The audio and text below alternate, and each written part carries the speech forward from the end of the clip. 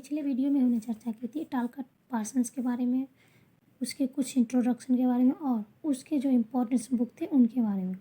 और हमने आप लोगों को ये बतलाया था कि उनकी जो थ्योरी है वो हम आप लोगों को अगले वीडियो में बतलाएंगे। तो आज की वीडियो में हम चर्चा करते हैं टालकट पार्सन्स द्वारा जो सामाजिक व्यवस्था का सिद्धांत दिया गया है उसके बारे में। आज हम सामाजिक व्यवस्था का सिद्धांत की चर्चा करते हैं। सोशल सिस्टम थ्योरी जो है उसके प्रणेता टालकट पार्सन्स को माना जाता है। इस क्रम में इन्होंने कहा है कि कर्ता जब किसी क्रिया को करता है तो उसका अभिस्थापन अभिप्रेरणा और मूल्य द्वारा जो है निर्धारित होता है। तब ये एक दूसरे के संपर्क में आते हैं और इनमें जो है अंतःक्रियाएँ होती है। ये अंतःक्रियाएँ जो है बार बार होने से उनके बीच सहमति विकसित होती है और इस क्रम में अंतःक्रियाओं के प्रतिमान बन जाते हैं। उदाहरण के तौर पर देखा जाए तो दो पूर्व परिचित व्यक्ति जो है जब बार बार मिलते हैं, अवगत करते हैं और धीरे धीरे अंतःक्रियाओं का यह जाल जो है अतिथि और मेजबान का रूप ले लेता है। बाद में यह सब जो है अतिथि जो है संस्था बन जाती है। इसी संदर्भ में पार्सन सामाजिक व्यवस्था की व्याख्या करते हुए कहते हैं कि इस तरह के संस्थागत प्रतिमानों को अवधारणात्मक स्तर पर सामाजिक व्यवस्था कहा जाता है। टालकट पार्सन्स जो है अपने दृढ़ विश्वास व आग्रहपूर्वक कहते हैं कि ये संसार अभिन्न है, इसमें एकत्व है, इसलिए इसकी अखंडता को बनाए रखना अनिवार्य है। पार्सन्स का मानना है कि सामाजिक व्यवस्था के विभिन्न भाग एक दूसरे से जुड़े हुए हैं, उनमें अंतर्निर्भरता है। इस व्यवस्था की न्यूनतम इकाई जो है यूनिट एक्ट है।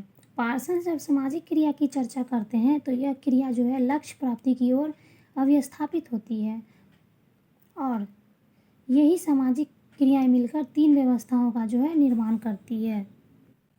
पहला है सामाजिक व्यवस्था, दूसरा है सांस्कृतिक व्यवस्था और तीसरा है व्यक्तित्व व्यवस्था। इन तीनों व्यवस्थाओं का जो निर्माण सामाजिक क्रिया के द्वारा किया जाता है। तो अब हम बात करते हैं कि इसमें सामाजिक व्यवस्था का क्या योगदान है। सामाजिक व्यवस्था का तात्पर्य यह है कि यह विभिन्न अंतःक्रियाओं की एक व्यवस्था है और जब इन भूमिकाओं को व्यक्तित्व निभाता है तो उसे मानकर मूल्यों के अनुसार कार्य करना पड़ता है। अतः एक दूसरे के अधिककर्ता मानक व मूल्यों के साथ जो है परस्पर अंतःक्रिया करते हैं और यह अंतःक्रिया जो है निरंतर होती रहती है, तो इसे सामाजिक व्यवस्था कहा जाता है। इसके अंतर्गत जो होता है भूमिकाओं का निर्माण होता है जो व्यक्ति द्वारा निभाया जाता है, उसे मानक मूल्यों के अनुसार कार्य करना होता है।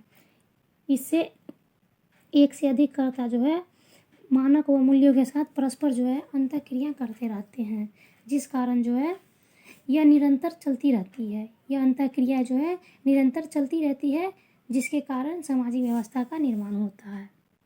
दूसरा है सांस्कृतिक व्यवस्था।